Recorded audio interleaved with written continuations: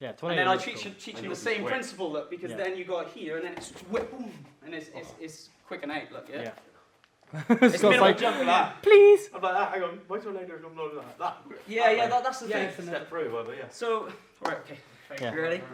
Right, so let's take it one step further. Let's go to something more advanced that we see very rarely, actually. You know, it's been pulled off a few times, some knockouts with it as well, so it does definitely work. I'll put a clip in somewhere as well so you can see that. But yeah, it's less seen because it's more difficult and it involves more understanding with your kicking ability or more deception. So if I'm thinking of a tornado, and then when people do tornadoes and demonstrations, some people take a big step, or again, they do them really high just to make them look really cool. Yeah, you might see something like this, and then they'll swing really nicely, yeah? But again, it takes too long. By the time I step here, it might confuse him a little, but his natural reaction is going to move off the line backwards. He's going to do something, yeah? So I'm going to try and not have that step in the first place, because that's going to give something away. Unless I'm using it to my advantage, I can see him moving. If, let's say I stepped and he moved exactly where I wanted to every time, and it made it, let's say he moved this way, it made it easier to do my tornado, then maybe I might use it against him. But I like to learn it off the spot, because if you got it off the spot, you can do it at any point, okay? So again, if I was doing the jab, I turn the heel, just like we're going to do the spin. I keep it low and I jump really low. Boom, I switch and I kick. So it'd be boom, yeah, and that way then it's more likely to work. Another way it'd work is more as a counter as well, feeding off like a technique or a roundhouse. You see it in more like light to semi-sparring. You see them feed like a wing block, boom, and then they'll just go straight through, and that ends up mostly in knockouts in Taekwondo and things like that. More for MMA though, it's very difficult to wing block.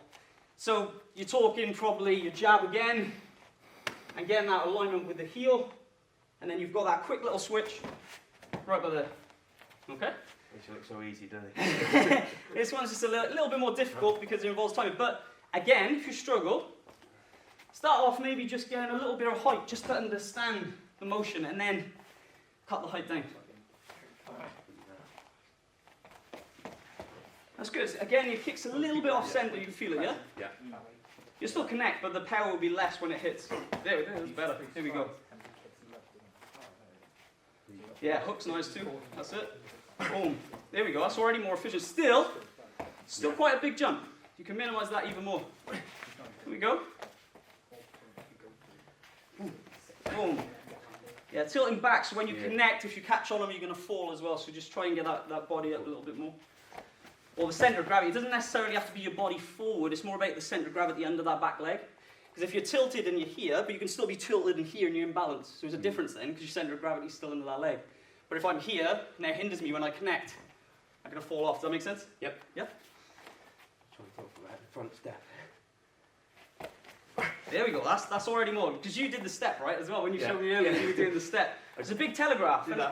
Unless you're using it as deception, or you use that as a kick to feint and then send them your way. Like if I did a side kick and I could see you moving off this line all the time, then it works because I make you go to where I want.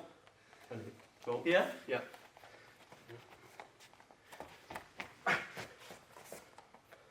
Obviously just use the example, you can use other kicks. Yeah, it's already faster, a lot faster than the step through, of course. Yeah, but then you can put in the combination, you could be like your straight right, left hook, and then go into it, you know, so you can actually put in the combo.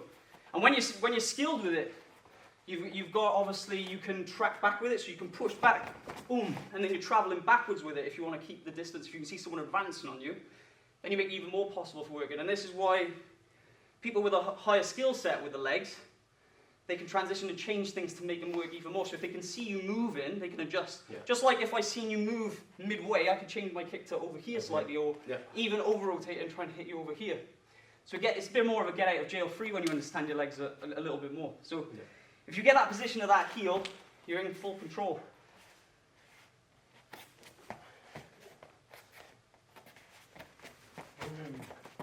I felt better. Yeah, it's looking good. Bit of balance. Nice, that one. Yeah, just watch the balance at the end, but the kick itself, it was out fast. The longer you drag it, the harder it is. So if I'm doing the kick and I'm dragging it from all the way over there, and I reach, it makes you easier to block it. Because I could, in theory, if they're even more skilled, I can change it. If I can see you recover from that, I could go bang, and I go in straight instead. Yeah, or like, you know, more skill to get a boom, I side kick you. So, you know, and that's still, you can see I'm using quite minimal height there to make it work, but I understand that quick spin, that timing to change it. Makes a massive difference. Yeah, ones that don't work, they're more for flash, like I could like go this side and do like more of like a hook style, that's more for demo and show. But like push kicks and the side kicks, you have a good chance of working, especially if they lift in their hand and you can see it. Dig it in. Yeah? Yep. What do you think? Good? Yeah, very good. Very good. I got one more. If you don't mind. Yeah, let's go, test Coming it. from the low kick. Yeah. Try and do this. Using the low kick. Oh, like a 360 hook kick, right? Using that. Yeah, you can do these, but set it up with the low kick, so I make my. Again, this is about like a fast like switch. So like when you're hitting, like a good way to train these is to be able to go from here to the other side. Just hop. Yeah, sorry, I didn't know your hands. Yeah, go just in front of your face. Cool. Yeah, so like if you learn from here, you learn how to turn the hips up. Because if you're struggling to get around and it's starting too soon, you're already going to struggle when you go minimal height. This one's a little bit different because you're swinging it. So if you're going really high, it's very hard to lower down then because your knee goes up, all that sort of thing. So it's basic. Try and learn the hop step if you can. So just like get the leg to go. You can swing it a little tiny bit, but swing it low, and then hop. That's it. So see the alignment there again. You're going to hook kick too early, and then you're going to drag the leg, and it's going to be weaker than when you connect. You also might want to turn that front foot as you do your roundhouse kick. That'll help you too. Oh, much quicker. That was the one. That's it. That felt better. That was good. That whipped straight through. Great. Look, see the minimal jump then? Yeah. Foot position, you know, not exactly perfect, but the height then, that was a lot lower. A little bit too soon on that one, so you're dragging through. You gotta watch the hips on this one, obviously when you're not hitting anything.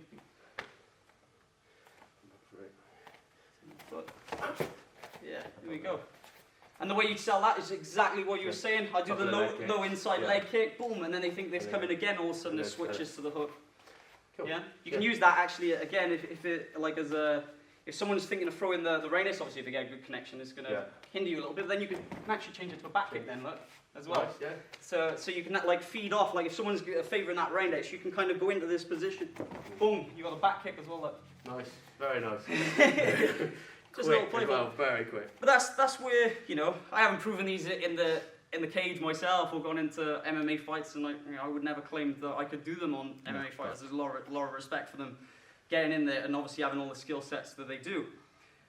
But we've got proof everywhere around us that it does work when someone's got a high kicking skill level and then all the other stuff that goes with it. Yeah, they've put it into practice and you've seen it done many times. Right, so that's the video on some advanced kicks and how I would try and make them work more for MMA. So yeah, what do you guys actually think of it? Be honest with your opinions as well. I don't want you to lie to me. Let's go. No, not at all, man. You're incredibly fast, and the techniques, because you don't telegraph them, you can sneak in so fast. Especially, like I said, with using feints and whatnot to be able to throw the spins. And Scott's happy as for the fact that he's learned a couple of few things. He's just like, oh my god, I can't wait to do this next week. So yeah, so there's lots of cool stuff. Brad was off playing on his phone somewhere. I watched it. I was playing Ball Blast on my phone. I'm good at ball blasting. No, what I did find was the most impressive was the minimal amount of effort he was doing to produce such high velocity kicks. I think that is very, very key in fight when you're getting very, very tired. That he was able to do the spin with as minimal movement as possible, which is obviously when I used to fight, is try and tire people out as much as possible, or I get tired first, whatever. But if they've still got that ability to come in with minimal movement, turn the hips, snap the kicks out, that's going to really, really do some damage later on in the rounds and in the early rounds. Thank you. I really appreciate your honesty as well, guys. So, thank you very much. Massively, man. I think you're an incredibly talented fighter. It's a shame you didn't get into MMA earlier. Definitely think it would have been. Yeah, well, I just went a different path. I've gone obviously more down like kind of the movie side, and that's maybe in a different life, maybe it would have happened. Who knows? But yeah, I used to do good back in the day and like the semi-contact sparring, which is obviously more stand-up. But yeah, I love the idea of obviously knowing your upstairs, downstairs, your different ranges. Obviously, I think everyone should respect that concept of knowing the different arts are better at different ranges, and that's why MMA is so great, because you're mixing them all. So it's a winner. Right, anyway, I hope you enjoyed the video and you've got some information out of that and it helps you. Thank you for your support. Team GNT, fight perfect. Boom, son. Boom, son.